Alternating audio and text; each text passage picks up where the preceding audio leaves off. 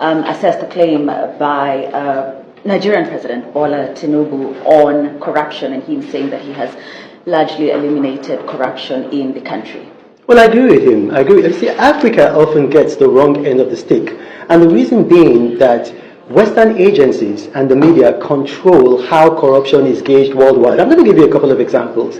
In our custom in Nigeria, it is customary that when a public servant goes over and beyond his duties to help you, you appreciate them. We had this before colonialism.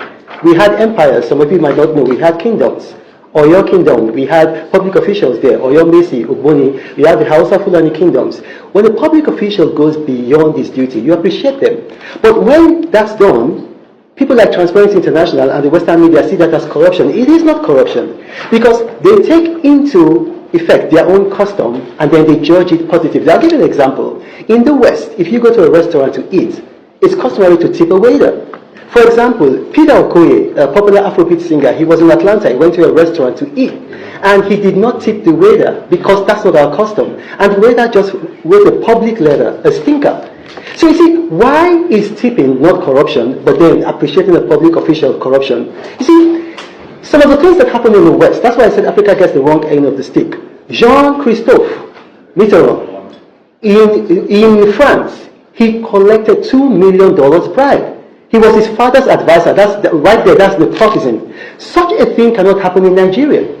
Mark Thatcher went with his mother to Oman, and his mother introduced him to Omani businessmen as a businessman from England with which they could do business with. That is conflict of interest. It cannot happen in Nigeria. Look at in the United States. Neil Bush was involved in the S&L, the Savings and Loans Silverado scheme. That can't happen in Nigeria. Recently, Hunter Biden collecting monies from officials in Ukraine, from officials charged with fraud in China. It cannot. In Nigeria, we've got the son of the president, Sheyi Tinubu. The son of the president, a businessman, he has never collected a contract from the government. He travels with his father. The father has never introduced him to anybody as a businessman from Nigeria to do business with. Nigeria is not a corrupt country. I'm going to tell you something. In New York, one man, Bernie Madoff, stole 68 billion. It cannot happen in Nigeria. So if we are going to have a more egalitarian means of judging corruption, you'll find out that Nigeria is much better than many European countries, certainly much better than America. And mockery. Hey, mockery we put Tinubu in trouble. Oh, this guy. You see, in the quest for mockery to diminish Peter Obi, he has put Tinubu in trouble automatically. In this same defense that he went to do with the American person he brought, that is opening all these canker worms in Nigeria about America trying to invade Nigeria. Don't you see? Mockery will put Tinubu government in trouble. Even I don't believe in karma, but it sounds funny. Mockery will put APC in trouble.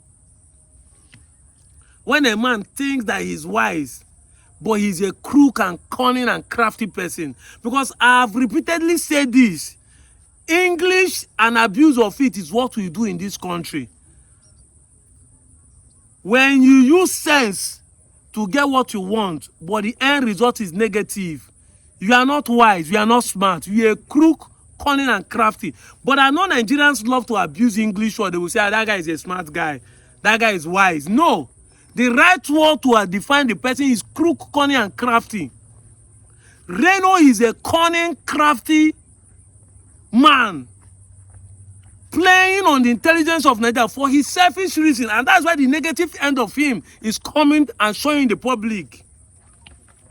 This same man came and told Nigeria there's no Christian genocide, and that's what is putting the Nigerian government in trouble today. That the Americans are saying they want to invade Nigeria if they do not stop the killing of Christians in North Central. Now he went publicly again to tell the whole world there's no corruption. That what Nigeria does is that if a public servant do something and he do a better work, they give him incentive. They add money like a tip to him. So if you do a work of 1 million and then they give you a tip of 70 billion, is that one a tip or a stealing? How will the tip they will give you become bigger than the work you do? I employ you to work for me for a job of 700,000. You finish the job, I pay you 100 million. A job of 700,000, I pay you 100 million. Am I tipping you, or I mistakenly send money to your account? You see what Reno is saying?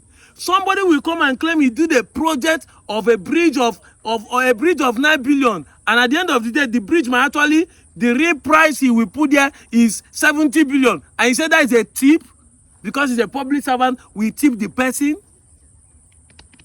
Reno will put APC and Tinubu in trouble. I'm the one saying it. He has already done it, but he's going to put him more in trouble.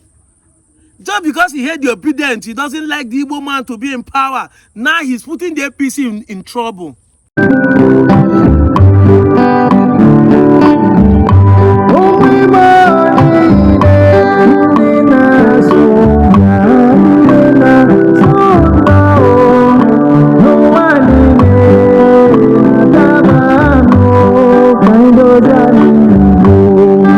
And you APC supporters, some of you, you have forgotten what you did to Jonathan in 2014?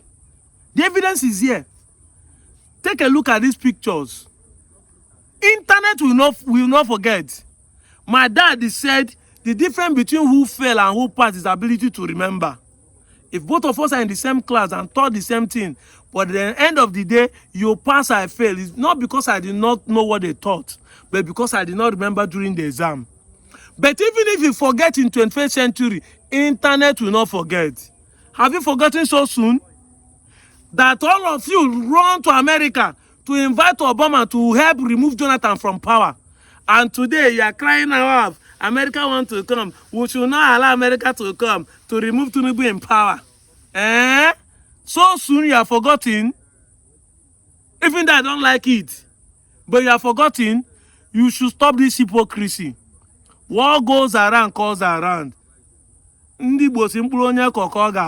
You plant it in 2010, 2012, 2013, 2014, 2015.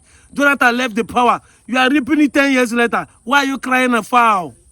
Why? Internet will never forget. You should continue clapping for Reno. He's gonna put Tinubu in trouble. Beyond this one they are seeing. Maybe this will be the end of the APC government. I'm out of here, Joe.